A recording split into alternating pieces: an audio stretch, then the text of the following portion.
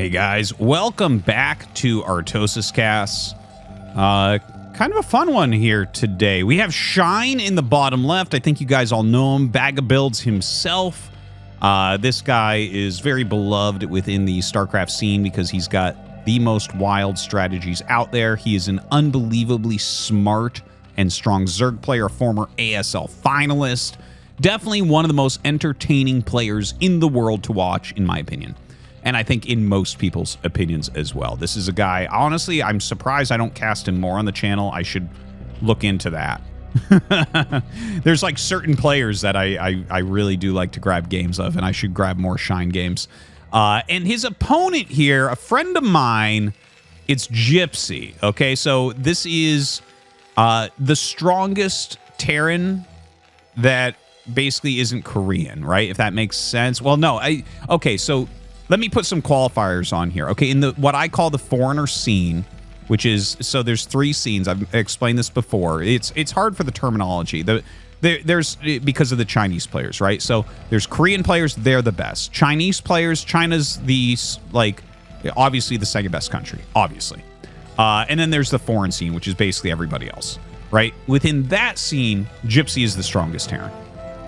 Now, that being said, even when you take into consideration the strength of the Chinese players, there are many ways in which Gypsy is better than Mihu, but we can't say that he's better than Mihu, right? Like, Mihu has way more accomplishments and plays his own style and everything, but Gypsy's very good mechanically. Like, better mechanically than Mihu. Mihu plays like a very weird off style and, again, definitely has more accomplishments by far. So we got to give it to him, but so just trying to put this into perspective for you. So still a very strong player. I have no idea how he's going to do against Shine. He does have very good Terran versus Zerg. And it looks like he's just going for like a wall in here. Yeah, and well, that's a very good wall. This is Zergling tie on this side, so it just leaves the one hole there. So nice to see. And Shine with a pretty standard, like, 2-hatch opener. At least that's what it looks like right now. Gypsy going over for the scout into the bottom left, and we'll find out what's going on. The thing that I'm interested in here is what Gypsy chooses to do as his follow-up, okay? Because Shine, you never know how he's going to play against you, right? If this was ASL, like, there could be a huge range. Now, that is a very quick layer. That's like a 251 layer. So that's like super, super optimized. Very, very fast. Most likely Mutalisk. It would be pretty shocking if it was anything else. Now, does Gypsy go for like a very fast +1? We're going to see. Does he add an additional barracks, or does he go for the gas right now? That's what's going to tell us what's going on. Now, the two Marines of Gypsy coming down and you know, gonna try to push this Overlord back.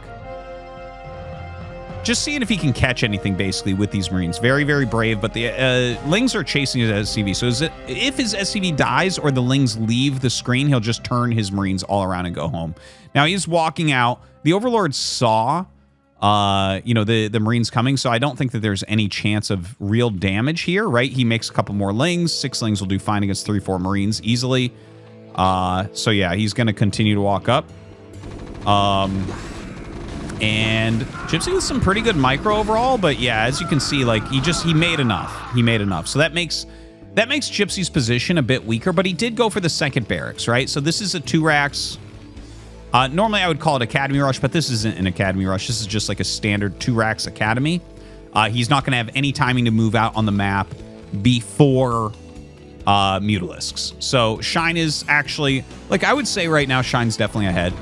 It's not huge. This is playable, but you don't feel good losing those Marines, killing like 4 Lings with 4 Marines, right? Like, that's obviously not what you were looking for.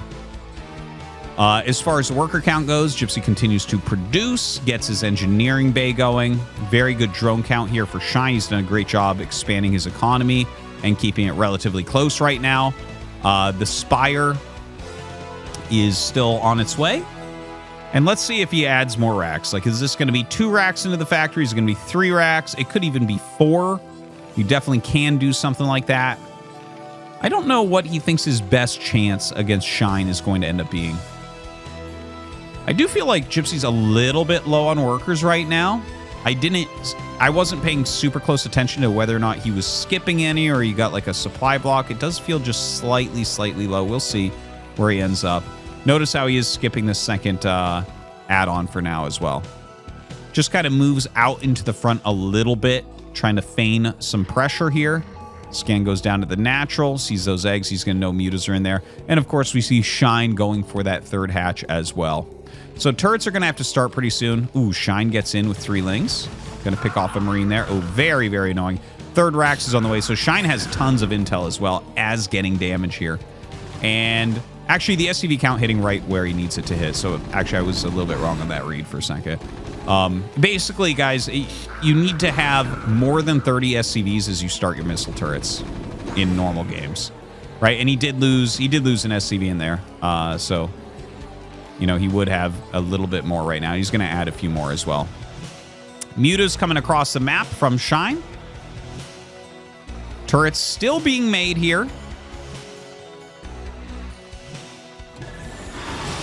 Ooh, doesn't have this one done. Very, very annoying. Shine going to come back and try to do it again. Oh, man. 2 SCVs falling trying to get this turret up. That's rough. You can see every little thing Shine is picking on him for. Picks off some more Marines. Some good micro, but does lose a Mutalisk there. So it's 3 racks right now producing. +1 is on the way. Range is on the way. Some reasonable missile turrets. We'll see if he adds. Yeah, there's the factory with good timing. Good turret placement as well. Sometimes we see a turret in the middle in spots like this, but don't see that here from Gypsy. Those mutas coming in, getting some more harassment. You can see the SCV count falling. You do need to produce SCVs at this point. Like when your opponent is going hard like this, you have to keep that SCV production up. You have to like take into consideration they are taking damage on the mutas, so your pressure might be able to force them to make a few less drones to make a few more units while you make your own SCVs back, because you can't let your numbers stay this low. So he is doing that. I feel like he's playing a good, strong game right now, but of course Shine's so good himself. You know, one of the stronger pro gamer Zergs. Does lose a muta there, but he has a full group. Look at this. Shine just pulling the drones. He's saying, screw it, man. Come in here. But 11 mutas will 100% kill this. Like, even without micro, you could kill it. You would obviously lose a lot more, but yeah, he's just going to dive in upon these Marines. And he does lose a few mutas, and Gypsy keeps him off his back during this time. So, you know, there are some good things that occurred there for Gypsy in a way. Trying to look at the bright side a little bit. Getting into his own starport. Has an add-on coming on for his factory, so it looks like he is going to go into, like, maybe Siege Tank Science Vessel. He saw this this Hydralis Den, and actually, based on the Queen's Nest timing, it's a really good choice from Gypsy. I have a hard time thinking it's going to work against a player the caliber of Shine. Like, I feel like against someone like Shine, it's doing a tank push against him is going to be tough, especially when you look at how many Marines and Medics have fallen already. Gypsy right now getting supply blocked. All right, starport is done. No siege tanks on the way because of this supply block, unfortunately.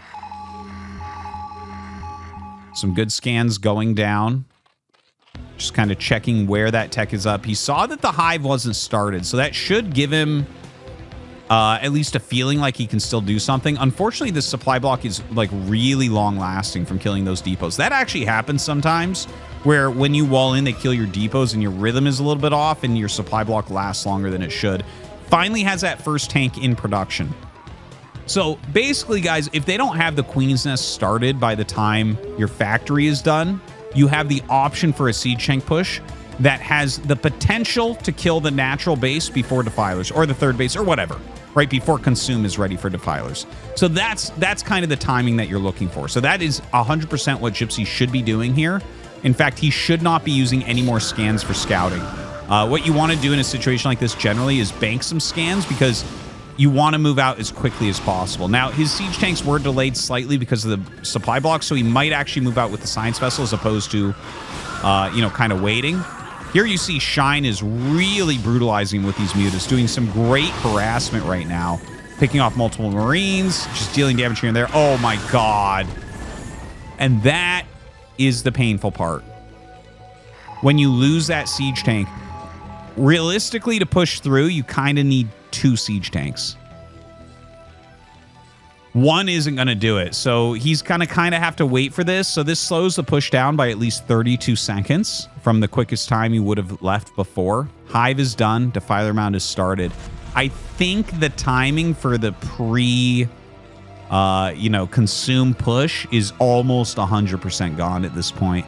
Now, he is going to have a Radiate. That's going to help him push the mutas back. He is waiting for the second siege tank. Maybe he can still get something done with this. Just because they get consume finish doesn't mean the siege tank push is 100% ineffective. Sometimes you can force them to spend more units trying to slow you down and everything, right? So still a little bit of potential here. +1 armor, almost done. Shine looking pretty darn good. Nidus Canal coming up. Multiple sunken. Spread out so that siege tank splash can't hit 2 at the same time. A spread of lurkers here. Back at home, a lot of lurkers being made. Greater Spire on the way. That's actually a really good move against these types of siege tank pushes. Sometimes that opens up the possibility of you just smashing the push with a bunch of Guardians. Sometimes we don't actually see those Guardians utilized, but it's a very good move. And in fact, even splitting some off to go up here to harass can be good as well. Gypsy pushing across with this push. Consume is almost done. So you see how this killing that 1 siege tank really echoed throughout this game. All right, gets an Irradiate off. Looks like he just chooses to hit a lurker with it. Not a terrible choice. I think that going for the mutas would have been slightly stronger, but we'll see how that pays off because he does have 1-1 on the Marines, so those are going to have a hard time. All right, forces the move back, sieging up onto the sunken. But the Lurker's going just out of range of the siege tanks, right? He's forcing siege on siege as many times as possible. Consume is done, which means that this is just going to get a little bit harder. Another Irradiate goes down, so good Irradiate. Oh, loses the vessel. Absolutely brutal. Marine coming down and checking this area is going to see that that's very well defended. So Gypsy has to rotate out. Now, here are those Guardians I was talking about for harassment. Since he's held everything beautifully here, he does have the option for a move like this. Now, when your opponent goes 1 starport, 1 factory for a push like this, their science vessel count is low and they only have 1 starport for a while. Now, Gypsy did add the second starport. He has double science vessel on the way, but he's already utilized Irradiate, so he doesn't really have anything to clear this. So he cancels those out and goes for Wraiths, which you kind of need to do, but the mutas haven't been reduced. So suddenly you have mutas that can just fight against those Wraiths. This is a very, very tough position. Oh, man, the Dark Swarm as well. He pops a Defiler out at the last second and forces everything back. This is like an immaculate game from Shine. An absolutely immaculate game. And Gypsy's playing very well, but the level of this opponent, super, super strong. You know, this is someone who was literally in ASL finals, so you can't be surprised that it looks like this, but I think he shows, like, perfectly how to abuse every single aspect of what Gypsy was doing here. It's impressive, no doubt. Now the Wraiths come up, and I think this might actually be GG as the Guardians are going to be held. Well, they should be held, but I guess we actually have... Oh gosh, look at this. Gypsy actually pushing in really strongly right now. Oh my god. Oh my god, he actually kills all those Marines. Hold on for a second here. Oh, a flank of Lurkers does come in, and the drones actually block the Marines from getting through.